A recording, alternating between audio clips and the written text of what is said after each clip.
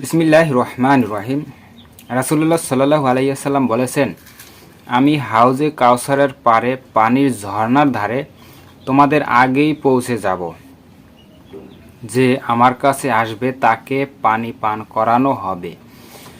যে একবার সে পানি পান করবে তার আর কোনোদিন পিপাসা হবে না। সেদিন এমন অনেক মানুষ আমার দিকে এগিয়ে আসবে যাদেরকে আমি চিনব এবং তারাও আমাকে চিনবে, কিন্তু তাদেরকে আমার নিকট আসতে দেওয়া হবে না।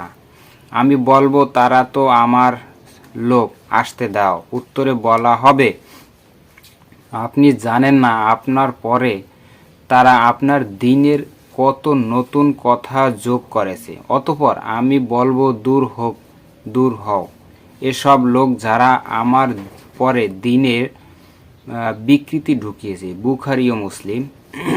ব্যাখ্যা।